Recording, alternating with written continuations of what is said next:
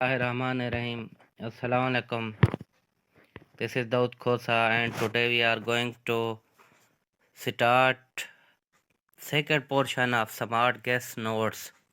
हमारा जो एजुकेशन का सब्जेक्ट है उस हवाले से जो हम गेस बना रहे हैं और उसको आगे लेकर चल रहे हैं, तो उसका क्वेश्चन नंबर 51 to 100 से आज हम उसको कवर करेंगे। तो क्वेश्चन नंबर 51 है, kindergarten system of education was contributed by Froebel in. इसका करेक्ट आंसर बनेगा 1837 इन जर्मनी। तो पहले भी हम पढ़ चुके हैं कि Kinder garden system of education जो छोटे बच्चों के लिए था उसको फ्रोबेल ने इस्टेब्लिश किया था और ही बिलोंग टू जर्मनी, और उसने 1837 में अपने इस स्कूल को जर्मनी में इस्टेब्लिश किया था। Question number 52, a teacher asks and invites the questions in the class to in order to when a teacher asks question in the class, तो उसका क्या बेसिक पर्पस होता है, अहम तरीन पर्पस क्या होता है? तो अट्रैक्ट स्टूडेंट्स इंटरेस्ट, एक तो उसका ये मकसद होता है, और दूसरा अराउज, और दूसरा उसका मकसद ये होता है कि स्टूडेंट्स की जो अटेंशन है उसको अपनी तरफ डाइवर्ट करे, अट्रैक्ट करे।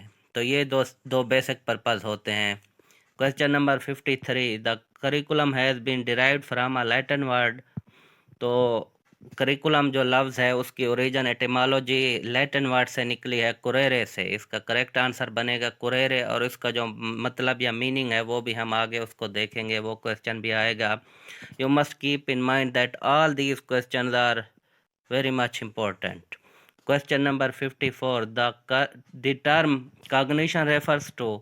तो cognition जो टर्म है उसका क्या मतलब है? तो it refers to thinking, mental and intellectual abilities। तो माइंड से रिलेटेड जो फैकल्टीज़ हैं और स्किल्स हैं, इंटेलेक्चुअल स्किल्स हैं, फैकल्टीज़ हैं, तो उन सब को जो है ना जो टर्म रेफर्स करती है वो कॉग्निशन है।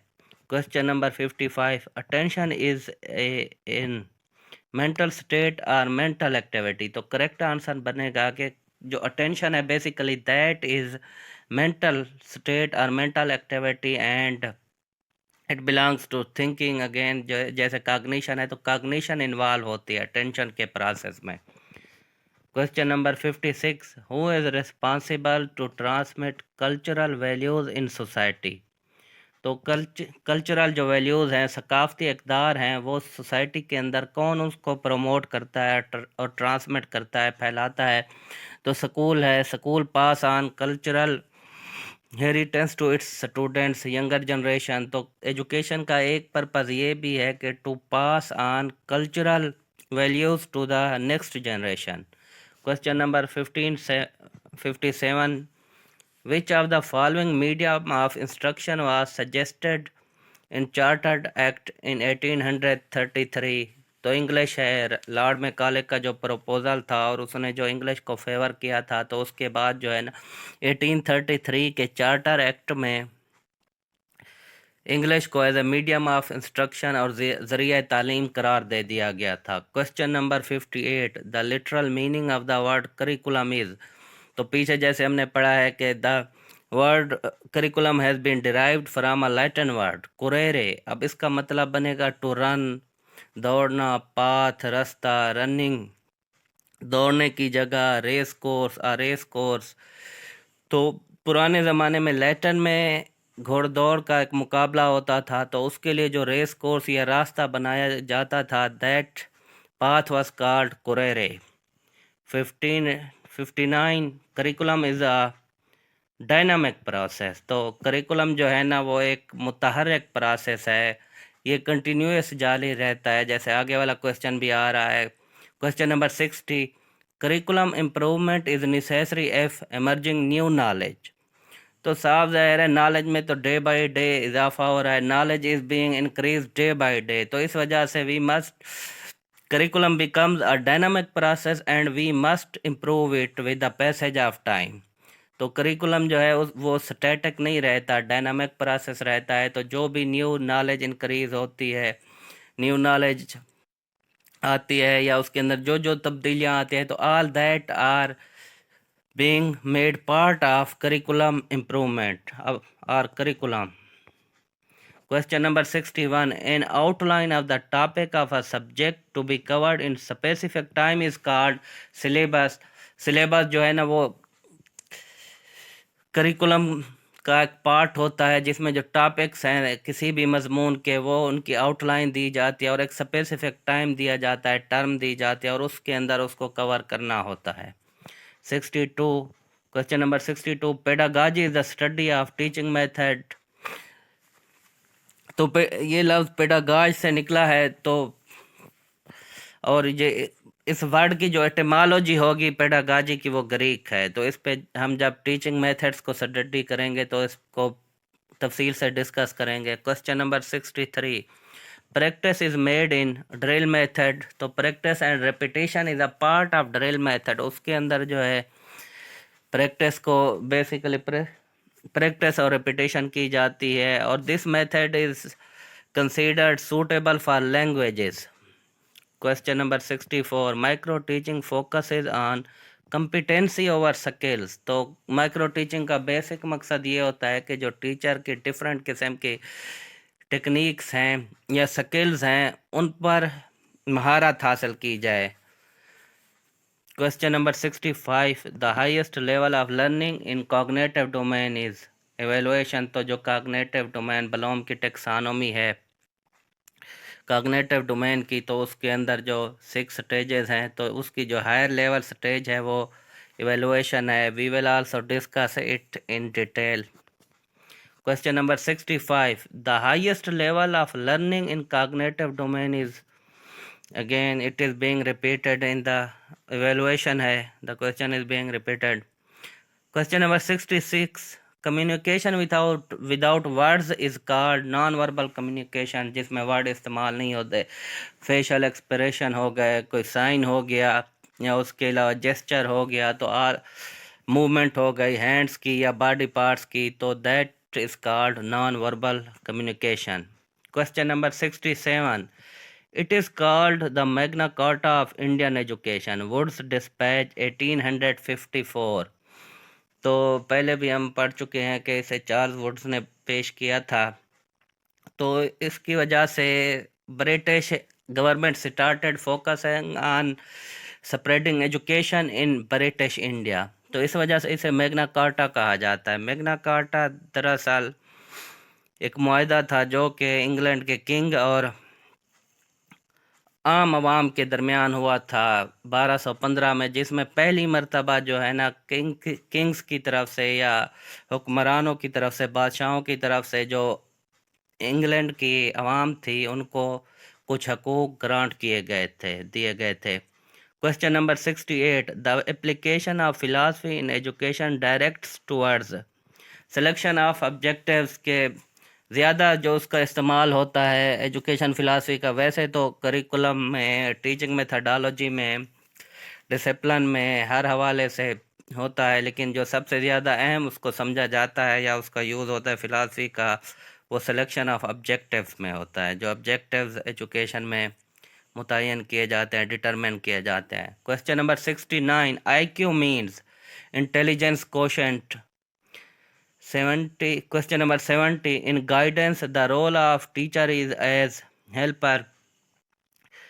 गाइडेंस में जो है तो टीचर का रोल एज ए हेल्पर और फैसिलिटेटर होता है कि वो स्टूडेंट्स के लिए ऐसा माहौल क्रिएट करता है जिसमें उसकी जो प्रॉब्लम्स हैं वो हल हो जाएं। Again we will discuss guidance also in detail in the future इंशाल्लाह।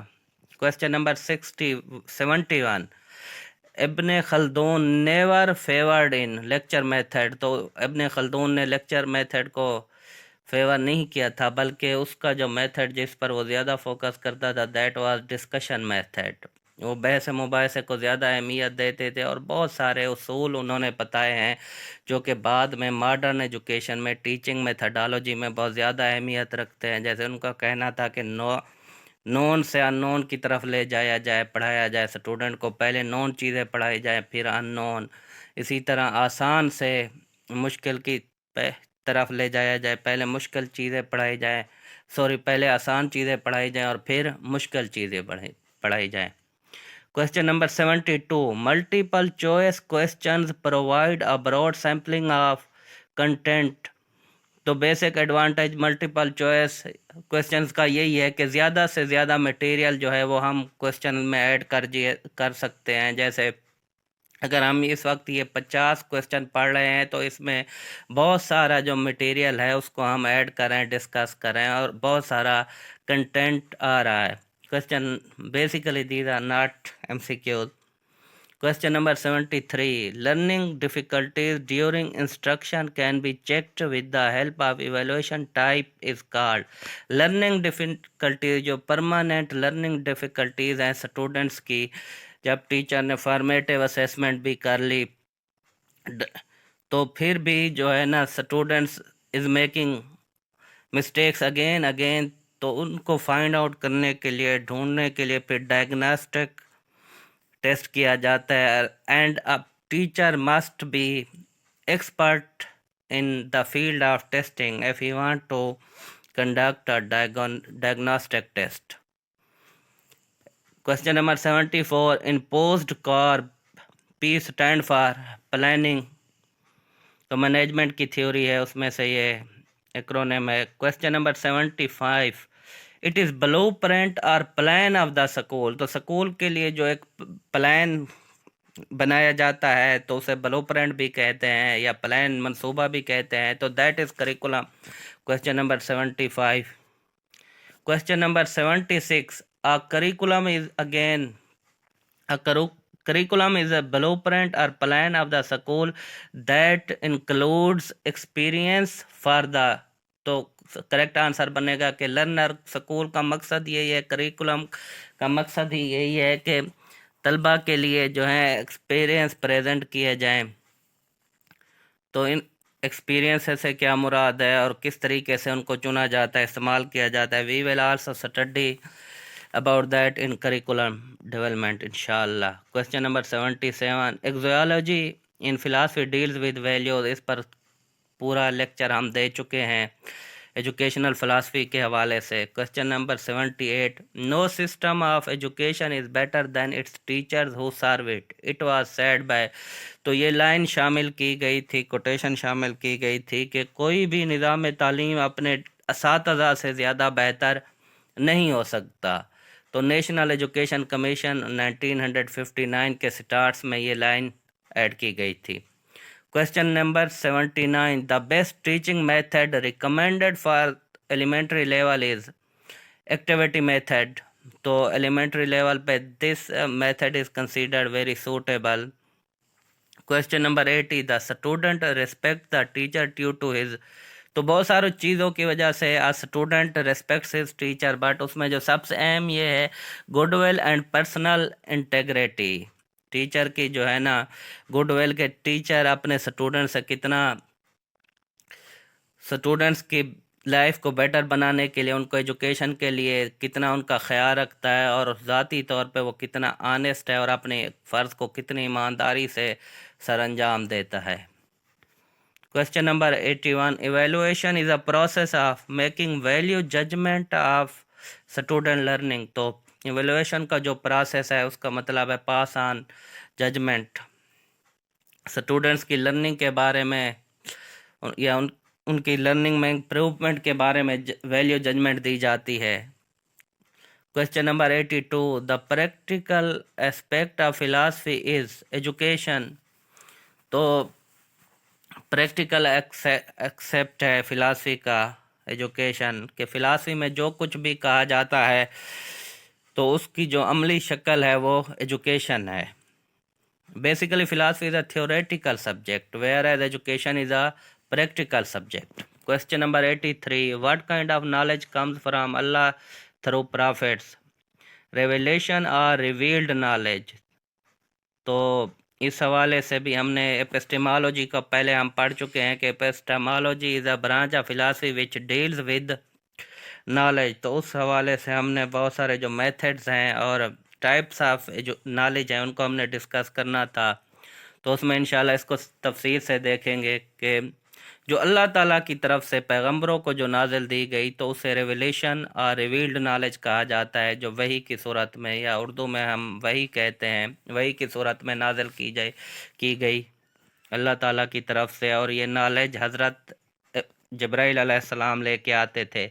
Question number 84, in the classroom we achieve, तो instructional objectives, a teacher makes instructional objectives and he tries to achieve those objectives with his teaching methodology. Question number 85, PEC stands for Punjab Examination Commission.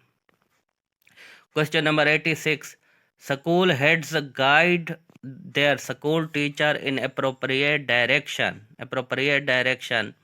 कि जो teacher है वो अपने school का जो head है वो अपने टीचर्स को क्या है एक अप्रोप्रिएट मुनासिब डायरेक्शन में की तरफ लगाता है। It means they are displaying the behaviour related to, and it is most important function of a headmaster, he should give direction to the teacher, कि टीचर को ये गाइडलाइन दे कि उसने क्या करना है। तो ये मैनेजमेंट का फंक्शन है, लीडरशिप में जो मैनेजमेंट का फंक्शन है उसमें शामिल है। Question number 87, SOLO taxonomy has levels phases, तो there are 5 phases of SOLO taxonomy, तो उसके सोलो टैक्सोनॉमी के 5 फेजेस हैं, pre structural, unistructural, multi structural, relational और एक्सटेंडेड एब्स्ट्रैक्ट। इसको भी हम इंशाल्लाह तफसील से देखेंगे। Question number 88, desirable models of behaviour of society are called values, के जो वो मॉडल्स बिहेवियर अमल का वो नमूना के किस तरीके से कोई भी शख्स अमल करता है बेहतर से बेहतर तरीके से, सोसाइटी चाहती है कि उसके जो अफराद एक बेहतर तरीके से मॉडल का नमूना पेश करें, बेहतर तरीके से अमल करें, तो all these are called values, अक़दार, and these are different from society to society. Question number 89, the analysis, synthesis and evaluating the student thoughts are measured through, के स्टूडेंट्स क्या कॉग्निटिव डोमेन के आखिरी 3 लेवल्स हैं जो कि हायर लेवल्स हैं, analysis, synthesis and evaluating. तो students के अंदर इन लेवल्स को जज करने के लिए बेहतरीन टेस्ट कौन सा होगा कि जिससे पता लगे कि स्टूडेंट एनालाइज भी कर सकता है, नॉलेज को कंबाइन भी कर सकता है, and he can produce knowledge in a new way, and he can also evaluate और क्रिटिसाइज अ फिनोमेना। तो उसके अंदर क्रिटिकल, स्टूडेंट के अंदर क्रिटिकल एबिलिटी भी पैदा हो गई है। तो ये इसके लिए जो बेहतरीन टेस्ट है वो ऐसे टाइप और एक्सटेंडेड रेस्पॉन्स क्वेश्चंस हैं। तो ऐसे टाइप का दूसरा नाम एक्सटेंडेड रेस्पॉन्स क्वेश्चंस है। Question number 90, it can be total expression of body language and signal, again non verbal communication, जिसमें हम अल्फाज इस्तेमाल नहीं करते बल्कि जिस्म के ज़रिए, जिस्म की किसी हरकत, मूवमेंट के ज़रिए, इशारों के ज़रिए, फेशियल एक्सप्रेशन के ज़रिए अपनी बातों का इजहार करते हैं। That is called non verbal communication. Question number 91, research study starts from finding problem, तो रिसर्च की जो पहला स्टेप है कंडक्ट करने में वो किसी भी प्रॉब्लम को ढूंढना है जब कोई मसला पेश आता है। That is first step of research. Question number 92, in planning and implementing curricula it derives concept from, कि प्लानिंग और इम्प्लीमेंटेशन, उसको इम्प्लीमेंटेशन करने के हवाले से जो कंसेप्ट हैं वो कहाँ से लिए जाते हैं? कल्चर से। प्लानिंग करने में किसी भी करिकुलम को मद्देनज़र रखने में सोसाइटी को, कल्चर को, सकाफ़त को मद्देनज़र रखा जाता है। और उसके अलावा जब when we go to implement that curriculum there also, उसमें भी हमें कल्चर को मद्देनज़र रखा जाता है, सोसाइटी को मद्देनज़र रखा जाता है। Question number 93, curriculum which cover maximum subject at a time is called integrated curriculum, इसमें मैक्सिमम ज़्यादा से ज़्यादा सब्जेक्ट्स को आपस में मिला दिया जाता है जो एक ही फील्ड से हों या एक किस्म के हों या एक दूसरे को सप्लीमेंट करते हों जो करिकुलम जो सब्जेक्ट्स, तो उनको इंटीग्रेटेड करिकुलम में मिला दिया जाता है। Question number 94, project, role playing, practical method और लेबोरेटरी मेथड आर कॉल्ड। तो ये सारे डूइंग मेथड हैं जिसमें स्टूडेंट्स हैव टू मूव, उसको कुछ ना कुछ करना पड़ता है, कोई वर्क करना पड़ता है, तो ये डूइंग मेथड की एक शक्ल हैं। Question number 95, teacher performs practically and explains in. तो टीचर खुद अमल करके दिखाता है, शो करके दिखाता है और उसकी फिर वजाहत करता है। तो this is demonstration method and this method is basically used eight secondary level. जैसे ऊपर हम पढ़ चुके हैं कि एलिमेंट्री लेवल पे कौन सा मेथड बेहतर समझा जाता है, एक्टिविटी मेथड। इसी तरह साइंस पढ़ाने के लिए सेकेंडरी लेवल पर जो मेथड बेहतर समझा जाता है वो डेमोन्स्ट्रेशन मेथड है, क्योंकि उसमें टीचर खुद कोई ना कोई प्रैक्टिकल करके दिखाता है और फिर उसे एक्सप्लेन करता है। Question number 96, the motivation to do something for one's own sake. तो आदमी अपनी तसल्ली के लिए, अपनी ख्वाहिशात के लिए या अपने आप के की सेल्फ इस्टीम के लिए, ख़ुद को मुतमईन करने के लिए जो मोटिवेशन है, जो काम करता है, वो इंट्रेंसिक मोटिवेशन कहलाते हैं, यानी अंदरूनी motivation. Question number 97, reflection of John Dewey thoughts are seen. Learner centred curriculum, John Dewey का कंसेप्ट यही था कि स्टूडेंट्स की बेहतरी के लिए और उसकी जो स्किल्स हैं, जो डेवलपमेंट है, उसके लिए ज़्यादा काम किया जाए या ज़्यादा ऐसा करिकुलम पेश किया जाए जिसमें स्टूडेंट्स की नीड्स और ज़रूरियात को मद्देनज़र रखी जाए। तो उसमें लर्नर सेंटर्ड करिकुलम में जो है ना जॉन डेवी की थ्योरी नज़र आती है। Question number 98, pure Islamic education system के मुकम्मल जो इस्लामी तालीम थी दी जाएगी and no support from British government was the motto of. और ब्रिटिश की हुकूमत से, गवर्नमेंट से कोई भी सपोर्ट या हिमायत या मदद नहीं ली जाएगी। तो ये देवबंद, मदरसा देवबंद जो देवबंद बनाया गया था, तो उसका मोटो यही था कि सेल्फ सफिशेंट और सेल्फ रिलायंट होंगे और गवर्नमेंट से कोई मदद नहीं लेंगे और इस्लामी एजुकेशन को प्रमोट करेंगे। Question number 99, in Pakistan final approval of school curriculum is responsibility of.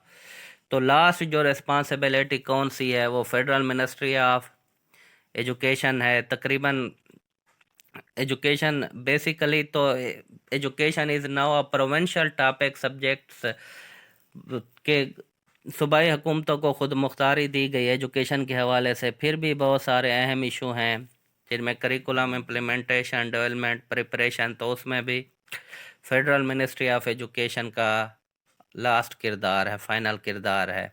जैसा कि हमें एसएनसी के हवाले से देखा है हमने कि न्यू करिकुलम जो इम्प्लीमेंट हो रहा है हमारे कंट्री में, that is being approved and implemented from federal education ministry.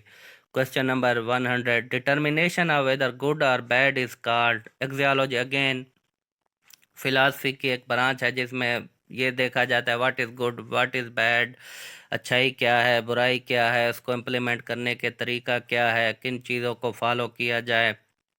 तो ये तमाम चीज़ें एक्सियोलॉजी में डिस्कस की जाती हैं और किन चीज़ों से रुक जाया जाए।